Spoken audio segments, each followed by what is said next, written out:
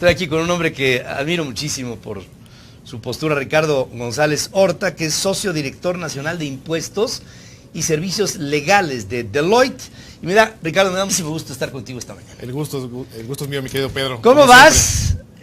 ¿Cómo van las finanzas? ¿Cómo ves tú el reto de las finanzas públicas que tenemos y que enfrentamos bajo ciertas condiciones generales, tanto particulares como generales?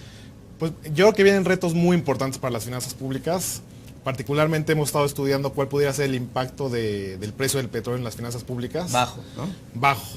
Y creo que como antecedente lo que habría que entender es qué es lo que está pasando en el mundo del petróleo, que tú lo has comentado demasiado en tu programa. Y en primer lugar vemos un incremento en la producción global muy importante. Tenemos el caso de Estados Unidos, donde está pasando de una producción en 2005 de alrededor de 8 millones de barriles diarios a 15 millones. Sí. Entonces estamos hablando de que prácticamente Estados Unidos en un periodo muy corto está duplicando su producción. Que es impresionante, ¿no? Que es impresionante. Y el consumo en Estados Unidos es más o menos de 18 millones de barriles diarios. Eso significa que si Estados Unidos continúa incrementando su producción, eventualmente en un plazo de 5 años máximo podría ser autosuficiente en materia petrolera. O sea, no tendría la necesidad de comprarnos a nosotros o de comprar en otros mercados. Exactamente. Y luego vemos otros mercados también muy interesantes, como es el caso de Irak, que está pasando de 1.3 millones de barriles a 3.5. El caso de Libia, que está incrementando ligeramente su producción de 350,000 barriles a 500, pero que eventualmente puede llegar a 1.5 millones de barriles diarios, si terminan los problemas sociales. Y otro caso muy interesante, que es el caso de Irán. En el caso de Irán, podría pasar de 3 millones de barriles diarios a 4 millones de barriles diarios. Y obviamente está el caso de México, que ahorita entraremos a analizarlo a detalle. Pero ¿esto qué significa? Que empieza a haber una sobreoferta en el mercado petrolero. Creo que esto no significa que en el largo plazo va a existir, pero sí en el corto y mediano plazo hay una sobreoferta petrolera, un precio del barril que va a estar oscilando alrededor de los $60 por barril, y aparte, para la desgracia mexicana, porque nos tocó junto con pegado, es que la producción de petróleo mexicana también va a la baja. Entonces tenemos el impacto en las finanzas públicas porque el precio va a la baja, pero también un impacto muy importante porque la producción de México va a la baja. En los años 2004-2006, la producción de petróleo en México era de alrededor de 3.5 millones de barriles diarios. Hoy estamos llegando a 2.3. Entonces vemos una reducción de la producción de alrededor de una tercera parte. Entonces tenemos impactos por todos lados para las finanzas públicas. Si aislamos el caso petrolero, lo que vemos es que únicamente el sector petrolero genera 1% del empleo en México. No es tan grave. Genera únicamente 15% de las exportaciones, digamos que ya estamos diversificados, pero como lo hemos platicado muchas veces, genera una tercera parte de los ingresos del sector público. Y es ahí donde hay un impacto muy significativo, muy importante para las finanzas públicas en el mediano plazo. O sea, con la baja en el precio, más la baja, o sea, quitándole también la baja en la producción, que después me dicen que después de Acatún, esos 2.3 millones de barriles diarios se pudieron haber venido todavía más abajo y que vendrá eventualmente un proceso de recuperación. De todas maneras, ya en el primer reporte que se da de Petróleos Mexicanos, dado la semana pasada, se han dejado de recibir algo así como 100,000 millones de pesos solamente por este bajo precio y esta baja producción de entrada, lo que afecta, como dices tú, bárbaramente, Ricardo, afecta a los ingresos del Estado mexicano. Claro. Y esto te tendría que llamar forzosamente a un reacomodo de algo. O aumentas impuestos, o aumentas deuda, o bajas gasto, o todo al mismo tiempo, o parcialmente. ¿Cómo lo ves? Claro. Y si quieres, antes de entrar a ese tema, para poder entrar a ese tema, lo podemos dividir en 3 etapas para lo que resta del sexenio. Tienes el caso de 2015. Yo digo que hay 3 P's que afectan a las finanzas públicas: el precio del petróleo, la producción del petróleo y el precio del combustible, la gasolina, que también lo has comentado mucho. Que está, sí, que eso ha servido de un buen colchón para las finanzas públicas. Entonces, si vemos un 2005, lo voy a dividir en 2015, 2016 y 17 y 18. Pero si vemos un 2015, vemos un precio del petróleo que va a estar cerca de los $60 para la mezcla mexicana. Vemos un precio de la gasolina, que es una especie de cobertura para el gobierno en perjuicio del consumidor, donde tenemos precios en México alrededor de 30% más caros que en el extranjero.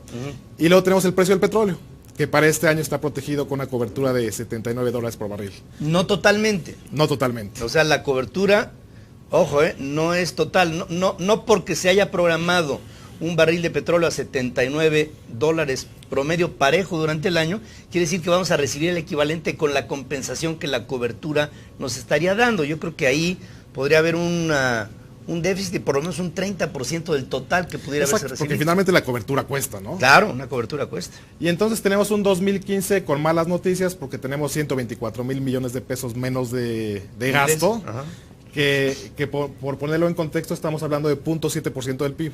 O sea, es una parte muy importante. Mucho. Y luego entramos a un 2016 donde tenemos un precio de petróleo que yo creo que va a estar cercano a los 60, o sea, va a subir de 57, 58 a $60 por barril. Ya no tenemos coberturas, entonces es un problema grave en la parte de finanzas públicas.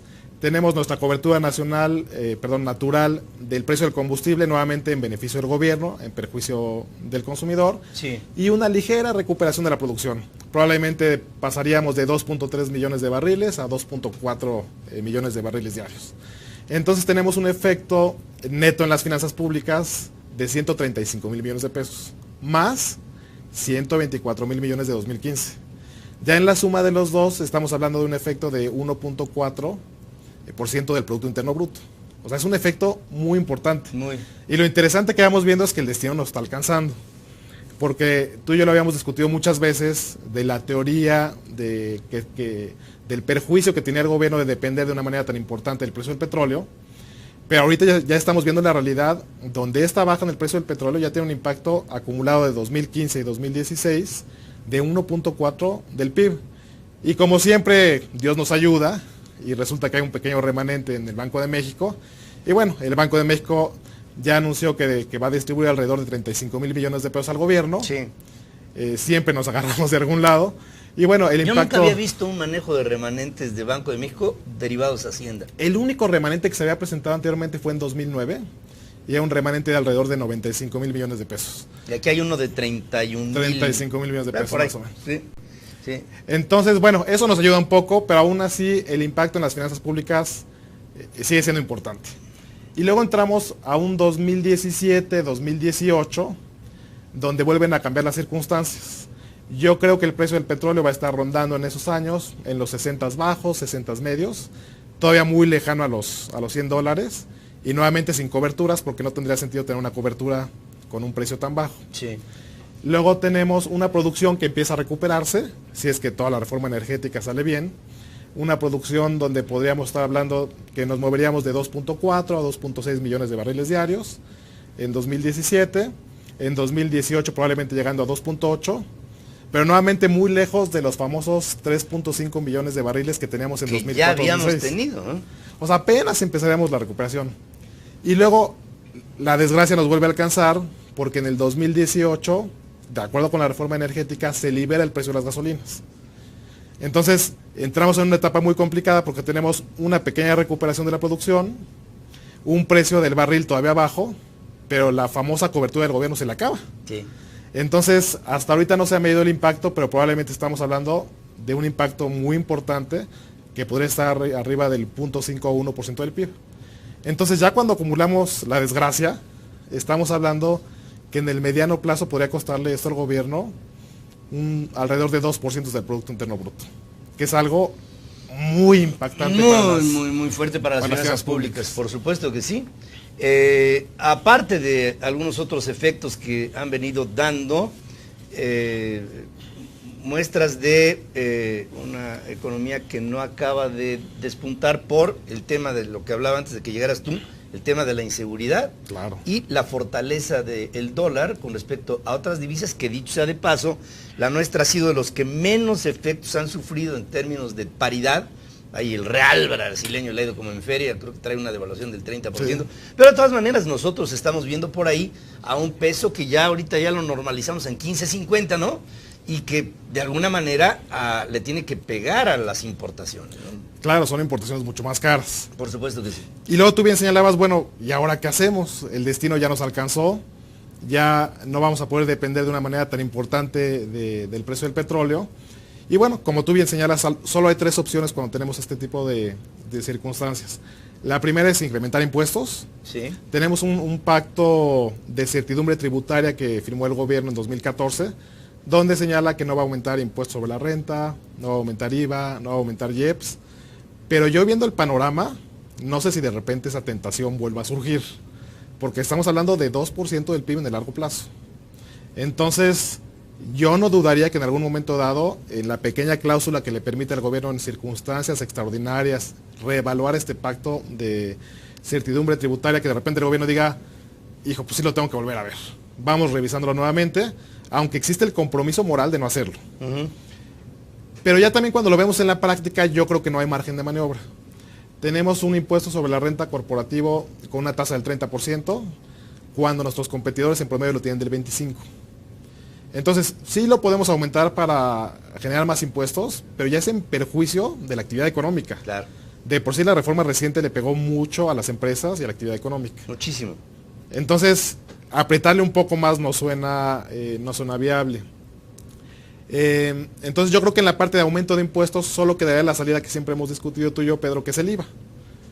Y el IVA tiene todo el carácter político del mundo y yo no creo que en las circunstancias actuales el gobierno pudiera pretender limitar la aplicación de la tasa del 0% en alimentos y medicinas, que ese es el IVA que realmente generaría más ingresos. Más ingresos. Entonces, más impuestos se ve poco probable, veremos si no surge la tentación, pero se ve poco probable. Y yo creo que solo hay dos caminos en este primer capítulo de incremento de impuestos. Uno es un ataque frontal a la economía informal. La economía informal vale 25% del PIB. Entonces, si fuera casi lineal la comparación, significa que con un esfuerzo importante se podría incrementar la recaudación. Tal vez no 25 porque siempre va a haber economía informal, pero probablemente un 15 o 18% atacando la economía formal. Pero eso nuevamente implica la parte política, porque mucha de la economía informal está en la gente que vota. Entonces tendría que haber, el gobierno verdaderamente tendría que tener una intención de atacar la economía informal y no recaudar sobre los mismos. Y la segunda alternativa, que ya la estamos viendo, es un incremento en la fiscalización. Yo te puedo decir que prácticamente con todos los clientes que tenemos, que ayudamos, el incremento en la fiscalización ha sido impresionante. El Servicio de Administración Tributaria está todos los días revisando el cumplimiento adecuado de las obligaciones fiscales. Entonces, dada esta restricción recaudatoria, seguramente hay una solicitud al SAT de ser mucho más estricto y estar más presente en la revisión de los contribuyentes. Se ve.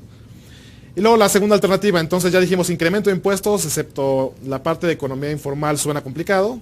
La segunda alternativa es mayor deuda, pero también en la deuda estamos en los límites. México tiene ahorita un déficit fiscal de alrededor de 3.2% del PIB.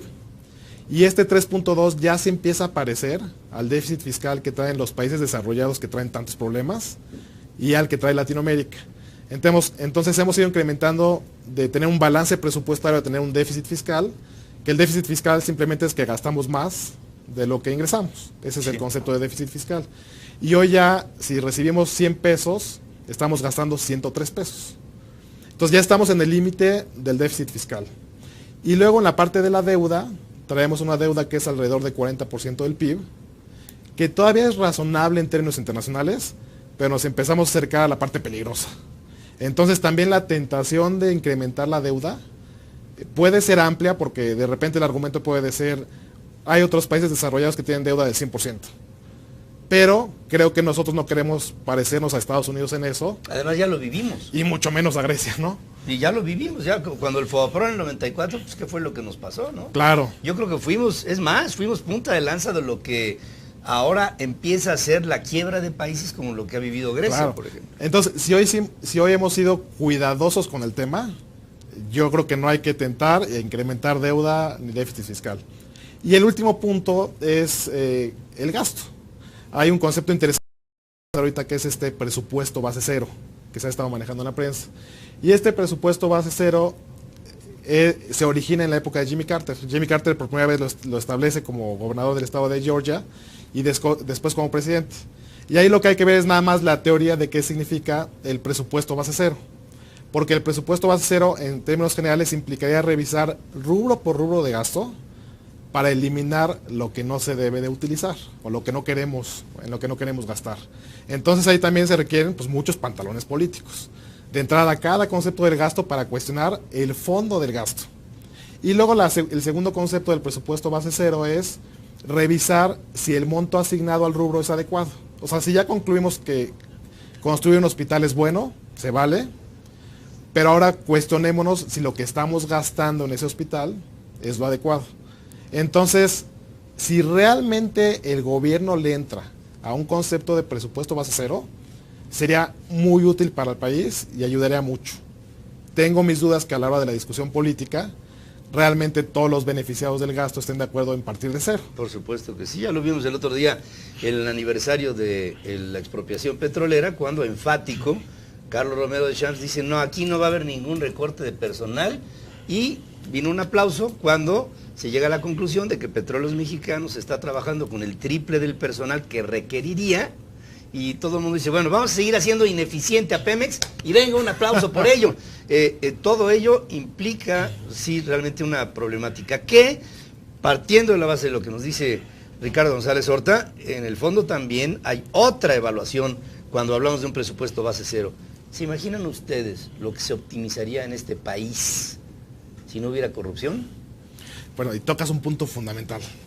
Es la estimación mínima del efecto de corrupción es 5% del Producto Interno Bruto. Ahí está.